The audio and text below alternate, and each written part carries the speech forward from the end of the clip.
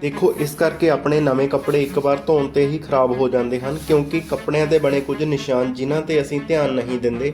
ਜਿਵੇਂ ਕਿ ਕੱਪੜੇ 'ਤੇ ਜੇ ਇੱਕ ਬਾਲਟੀ ਦਾ ਨਿਸ਼ਾਨ ਜਿਸ ਵਿੱਚ ਹੱਥ ਦਾ ਨਿਸ਼ਾਨ ਬਣਿਆ ਹੋਵੇ ਤਾਂ ਇਸ ਦਾ ਮਤਲਬ ਹੈ ਕਿ ਕੱਪੜੇ ਨੂੰ ਸਿਰਫ ਹੱਥ ਨਾਲ ਹੀ ਧੋਣਾ ਹੈ। ਜੇ ਇਕੱਲੀ ਬਾਲਟੀ ਦਾ ਨਿਸ਼ਾਨ ਬਣਿਆ ਹੋਇਆ ਹੈ ਤਾਂ ਕੱਪੜੇ ਨੂੰ ਮਸ਼ੀਨ ਨਾਲ ਵੀ ਧੋ ਸਕਦੇ ਹਾਂ। ਅਗਲਾ ਨਿਸ਼ਾਨ ਹੈ, ਜੇ ਇੱਕ ਸਕੇਅਰ ਦੇ ਵਿੱਚ ਇੱਕ ਸਰਕਲ ਦਿਖੇ ਤਾਂ ਇਸ ਦਾ ਮਤਲਬ ਕੱਪੜੇ ਨੂੰ ਬਾਹਰ ਧੁੱਪ ਦੇ ਵਿੱਚ ਨਹੀਂ ਸੁਕਾਉਣਾ। ਜੇ ਇਸ 'ਤੇ ਕ੍ਰਾਸ ਦਾ ਨਿਸ਼ਾਨ ਹੋਵੇ ਤਾਂ ਮਤਲਬ ਬਾਹਰ ਕੱਪੜੇ ਨੂੰ ਧੁੱਪ ਵਿੱਚ ਸੁਕਾ ਸਕਦੇ ਹਾਂ। ਜੇ ਇਸ ਦੇ ਉੱਪਰ ਪ੍ਰੈਸ 'ਤੇ ਇੱਕ ਡਾਟ ਦਾ ਨਿਸ਼ਾਨ ਹੈ ਤਾਂ ਪ੍ਰੈਸ ਨੂੰ ਘੱਟ ਗਰਮ ਕਰਨਾ ਹੈ। ਜੇ ਇਸ 'ਤੇ 3 ਡਾਟ ਦੇ ਨਿਸ਼ਾਨ ਹਨ ਤਾਂ ਪ੍ਰੈਸ ਨੂੰ ਜ਼ਿਆਦਾ ਗਰਮ ਕਰਨਾ ਹੈ। ਇਸ ਤਰ੍ਹਾਂ ਤੁਹਾਡੇ ਕੱਪੜੇ ਕਦੇ ਖਰਾਬ ਨਹੀਂ ਹੁੰਦੇ।